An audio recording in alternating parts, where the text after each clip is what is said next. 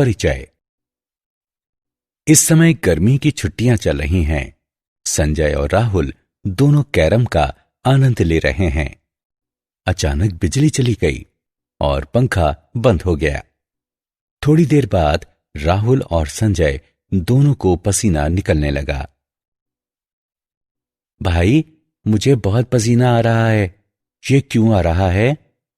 हाँ, मुझे भी पसीना आ रहा है। ये त्वचा के ठीक नीचे स्वेद ग्रंथियों की उपस्थिति के कारण निकलता है और स्वेद ग्रंथियों की सहायता से हम शरीर से जल का उत्सर्जन करते हैं। तुम जानते हो कि हमारे शरीर के मुख्य उत्सर्जी अंग वृक्क, फेफड़े, यकृत और त्वचा हैं। वाह, ये बहुत रोचक है भाई। क्या तुम मुझे इसके बारे में कुछ और बताओगे? हाँ, बिल्कुल। इस पाठ में आप मानव शरीर के उत्सर्जी उत्पाद एवं उनके निष्कासन के बारे में जानेंगे।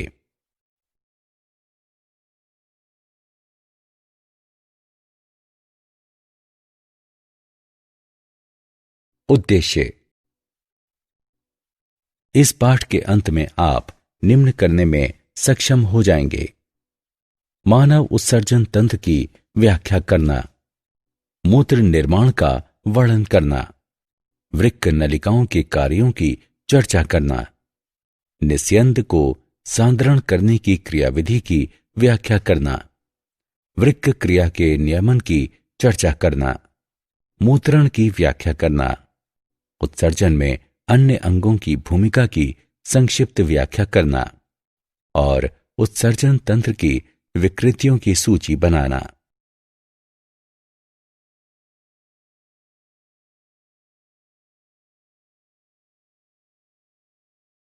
मानव उत्सर्जन तंत्र।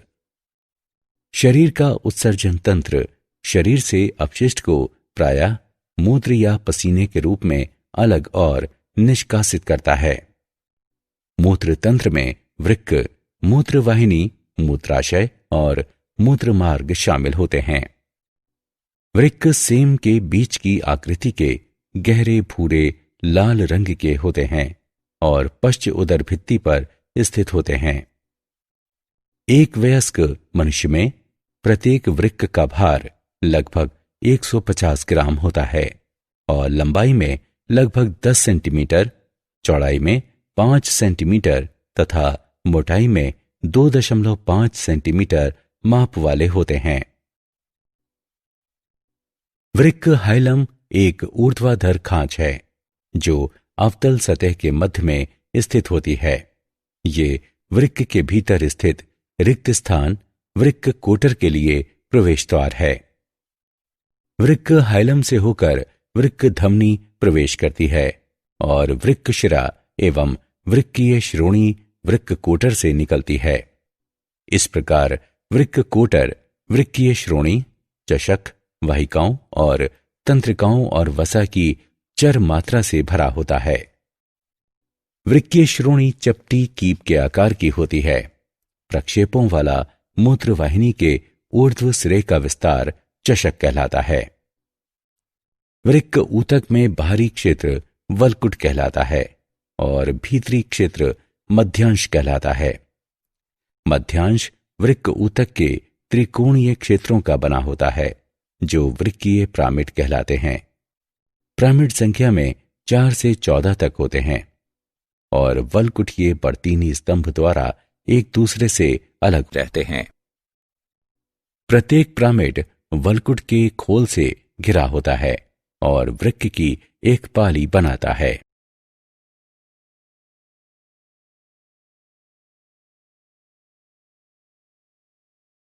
वृक्क की सूक्ष्मदर्शीय संरचना। प्रत्येक वृक्क में लगभग 1.2 मिलियन वृक्काणु होते हैं। वृक्काणु वृक्क की संरचनात्मक और क्रियात्मक इकाई हैं और प्रत्येक वृक्काणु मूत्र निर्माण में सक्षम होता है। एक वृक्काणु में 2 मुख्य भाग होते हैं: वृक्क कणिका और वृक्क नलिका। वृक्क कणिका। वृक्क कणिका या मेलपीगिकाय एक गोलाकार संरचना है जो ग्लोमेरुलर संपुट से घिरे ग्लोमेरुलस केशिका गुच्छ की बनी होती है। केशिका गुच्छ गुथित केशिकाओं के एक गोलाकार गुच्छ को संदर्भित करता है।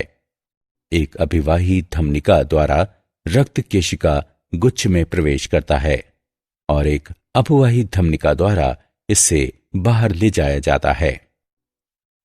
ग्लोमेरुलर संपुट, जो बोवेन संपुट भी कहलाता है, केशिका गुच्छ को आच्छादित करता है और 2 परतों का बना होता है। ग्लोमेरुलर कोशिकाओं को घेरने वाली भीतरी परत आंतरांगी परत कहलाती है और बाहरी परत भित्तीय परत कहलाती है। वृक्क नलिका, ये एक लंबी जटिल नलिका है जो निम्नलिखित मुख्य भागों में विभाज्य है। समीपस्थ नलिका। समीपस्थ नलिका आरंभ में अनेक कुंडलियां बनाती है। समीपस्थ संवलित नलिका के नीचे एक सीधा खंड होता है जो समीपस्थ ऋजु नलिका है। हेनले लूप में अवरोही पतला खंड, आरोही पतला खंड और मोटा आरोही पाद होता है। जक्स्टा मेडुलरी नेफ्रॉन में डीटीएस एटीएस से जुड़कर हेयर पिन बैंड बनाती है। एटीएस बाहरी और भीतरी मध्यांश की संधि तक पहुंचती है। वल्कुटीय वृक्क में एटीएस नहीं होती है। डीटीएस मोटे आरोही पाद के साथ लूप के मोड़ तक फैली होती है। मोटे आरोही पाद के सिरे के निकट वृक्काणु अपनी अभिवाही और अपवाही धमनिका के बीच होते हैं। मोटे आरोही पाद का ये छोटा खंड मैक्यूला डेंसा कहलाता है। दूरस्थ संवलित नलिका, ये मैक्यूला डेंसा के बाहर एक छोटी दूरी से शुरू होकर वल्कुट में एक बिंदु तक फैली होती है, जहां 2 या अधिक सूत्र कणिकाएं की नलिकाएं जुड़ती हैं।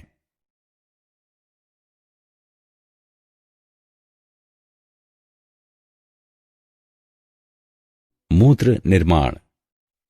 मूत्र निर्माण में 3 प्रक्रियाएं सम्मिलित हैं। गुच्छीय निस्यंदन। जब रक्त केशिका गुच्छ से होकर प्रवाहित होता है तो इसमें उपयोगी रसायन तथा घुलित अपशिष्ट उत्पाद दोनों शामिल होते हैं, जो परासरण एवं विसरण द्वारा कलाओं के माध्यम से रक्त से सोख लिए जाते हैं, जहां इनका निस्यंदन किया जाता है और इसके बाद इसे बोवेन संपुट में प्रवाहित कर दिया जाता है। यह प्रक्रिया गुच्छीय निस्यंदन कहलाती है। इसमें जल, लवण, ग्लूकोज और अन्य रसायन होते हैं। एक औसत आकार वाले पुरुष में सामान्य गुच्छीय निस्यंदन दर यानी जीएफआर लगभग 125 मिलीलीटर प्रति मिनट होती है। नलिका पुनः अवशोषण। यह रक्त प्रवाह में विलय और जल के पुनः पहुंचने की गति है। ये गुच्छीय निस्यंद के संयोजन को परिवर्तित करता है और स्पष्ट रूप से इसकी मात्रा कम कर देता है। नलिका स्रवण। स्रवण में पदार्थ रक्त से निकलकर नलिकाओं में पहुंचते हैं, जहां ये जल और अन्य अपशिष्टों के साथ मिल जाते हैं और उसके बाद उन्हें मूत्र में परिवर्तित कर दिया जाता है।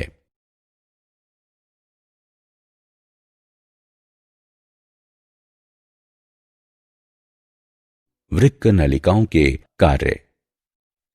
समीपस्थ संवलित नलिका यानी पीसीटी। समीपस्थ नलिकाकार कोशिकाओं की पहचान उनकी ल्यूमिनेल सतह पर उपस्थित ब्रुश बाढ़र उपकला द्वारा की जाती है। ब्रुश में हजारों अंकुर होते हैं जो 20 वलियों द्वारा प्रत्येक कोशिका के अवशोषण सतही क्षेत्र को बढ़ाते हैं। समीपस्थ संवलित नलिका पुनरावशोषण करती है। निस्यंदन के लिए किए गए जल Na+Cl- K+ और अन्य विलियों का लगभग 67%। केशिका गुच्छ द्वारा निस्यंदन किए गए लगभग समस्त ग्लूकोज और अमीनो अम्ल। समीपस्थ सम्मिलित नलिका H+, यूरेट, पेनिसिलिन, सल्फोनामाइड और क्रिटिनिन स्रावित करती है।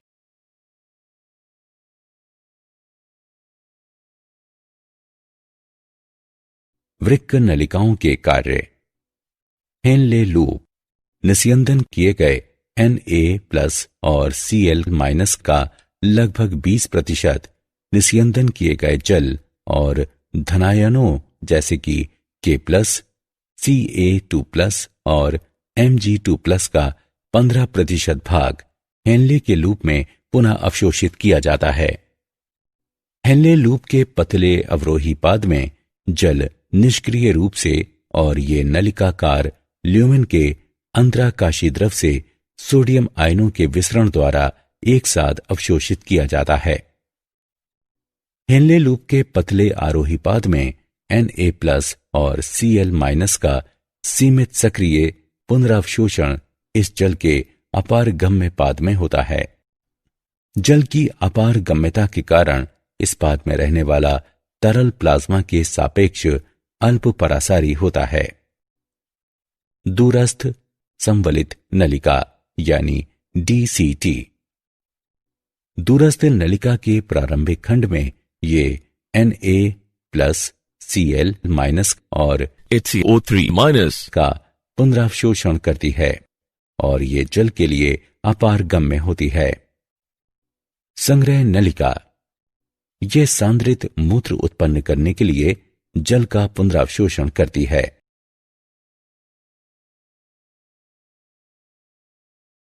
निस्यंद को सांद्रण करने की क्रियाविधि। एक प्रतिधारा प्रणाली उस प्रणाली को संदर्भित करती है जिसमें अंतर्वाह समांतर विपरीत दिशा में और कुछ दूरी तक बहिर्वाह के बहुत नजदीक प्रवाहित होता है। प्रतिधारा प्रवाह प्रणाली यू आकार की नलिकाओं से बनी होती है। वृक्क में हेनले लूप और वासा रेक्टा प्रतिधारा प्रणाली निर्मित करते हैं। हेनले लूप और वासा रेक्टा के बीच की नजदीकी अति पारासारिता और वृक्कीय मध्यांश में प्रवणता के लिए जिम्मेदार होती है। ये प्रवणता NaCl और यूरिया के कारण बनती है। हेनले लूप का आरोही पाद NaCl का परिवहन करता है और उसके बाद वासा रेक्टा के अवरोही पाद के साथ इसका विनिमय करता है। ये एकल प्रभाव कहलाता है। एकल प्रभाव के गुणन के कारण अंतराकाश की परासारिता वल्कुट से मध्यांश और पैपिला तक उत्तरोत्तर बढ़ती है।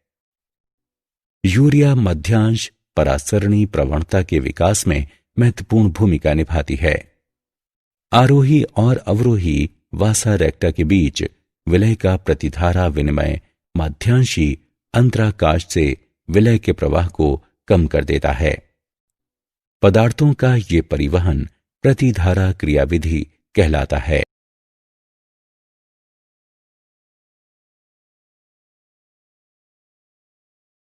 वृक्क क्रियाओं का नियमन।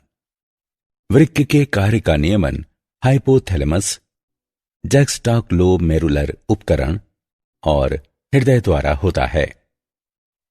प्रतिमूत्रल हार्मोन मस्तिष्क के हाइपोथैलेमस में उत्पन्न होता है और पीयूष ग्रंथि से रुधिर प्रवाह में मुक्त किया जाता है। ये तरल धारण में वृद्धि करके वृक्कों को अधिक जल पुनरावशोषित करने के लिए प्रेरित करता है।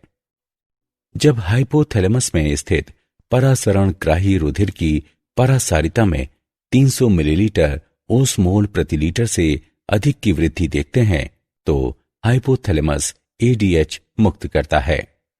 इस चरण में परासरण ग्राहियों की कोशिकाएं प्यास को बढ़ावा देती हैं। पानी पीने से रुधिर की परासारिता कम हो जाती है और ये ADH का स्रवण रोक देती हैं। केशिका गुच्छ की अभिवाही धमनिका में रुधिर दाब में कमी के कारण JGA रुधिर प्रवाह में एक एंजाइम रेनिन मुक्त करता है। रेनिन एक रासायनिक अभिक्रिया शुरू करता है जो एंजियोटेंसिनोजेन नामक प्लाज्मा प्रोटीन को एंजियोटेंसिन 2 नामक पेप्टाइड में बदल देती है। एंजियोटेंसिन 2 धमनिकाओं को संकुचित करके रुधिर दाब को बढ़ा देती है।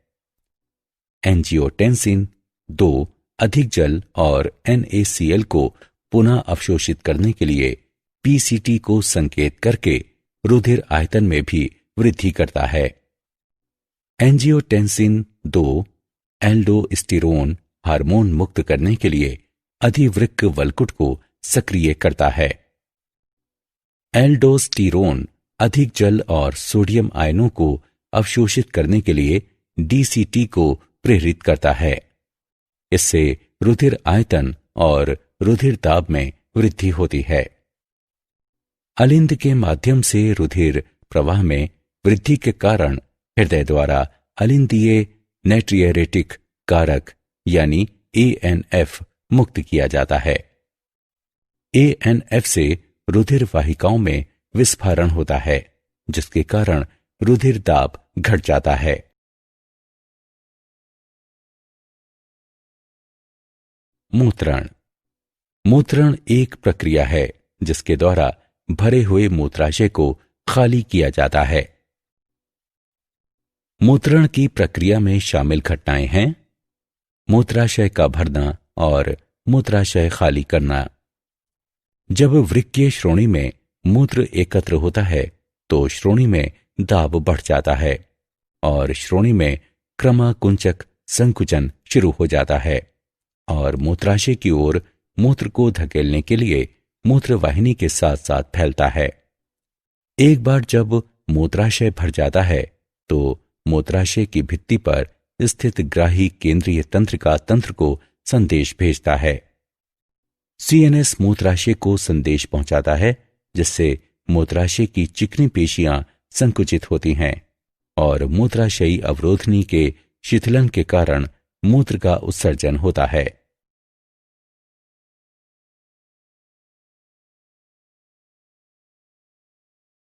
उत्सर्जन में अन्य अंगों की भूमिका। अपशिष्टों के उत्सर्जन में फेफड़े, यकृत और त्वचा भी सहायक होते हैं। फेफड़े कार्बन डाइऑक्साइड और जल वाष्प उत्सर्जित करते हैं। पित्तवर्णक पुरानी लाल रुधिर कोशिकाओं के विखंडन से यकृत द्वारा उत्पन्न किए जाते हैं। पित्त का उपयोग वसा को विखंडित करने के लिए किया जाता है। इस तरह ये हमारे शरीर से अवांछित अपशिष्ट उत्सर्जित करने में सहायता करता है। त्वचा में स्वेद और तैल ग्रंथियां होती हैं। स्वेद के माध्यम से यह कुछ मात्रा में जल, यूरिया और लवणों का उत्सर्जन करती है। तैल ग्रंथियों का मुख्य कार्य त्वचा की रक्षा करना है। ये सीबम नामक तैलीय पदार्थ स्रावित करता है, जो बाल और त्वचा को चिकना बनाता है। यह त्वचा पर सूक्ष्म जीवों की वृद्धि को भी कम कर देता है।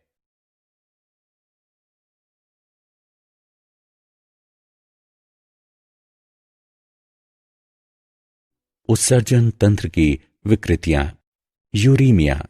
जब मूत्रीय अपशिष्ट रुधिर में संचित हो जाता है तो ये यूरूमिया कहलाता है। ये एजेटोमिया भी कहलाता है। ये वृक्कपात का कारण हो सकता है। वृक्क प्रत्यारोपण और रक्त अपोहन यूरेमिया के उपचार हैं। रक्त अपोहन में रक्त से मूत्रीय अपशिष्ट को एक अर्ध पारगम्य कला के माध्यम से विसरण दर में अंतर करके हटाया जा सकता है। वृक्क प्रत्यारोपण में किसी व्यक्ति के अक्रियाशील वृक्क की जगह एक स्वस्थ व्यक्ति के वृक्क को प्रत्यारोपित किया जाता है। रीनल केल कलाई। ये वृक्क पथरी भी कहलाता है। मूत्र मार्ग में एक कठोर पिंड निर्मित हो जाता है, जिसके कारण दर्द, रक्तस्राव और संक्रमण हो जाता है। ग्लोमेरुलोनेफ्राइटिस। ये एक वृक्क रोग है जिसमें वृक्क का वो भाग जो रक्त के अपशिष्ट और तरल का निस्यंदन करता है नष्ट हो जाता है। क्या आप जानते हैं यकृत स्वयं का पुनरुद्भवन कर सकता है।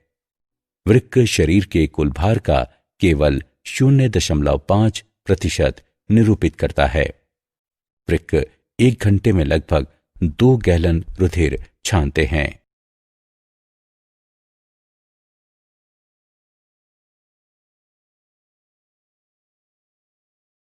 सारांश।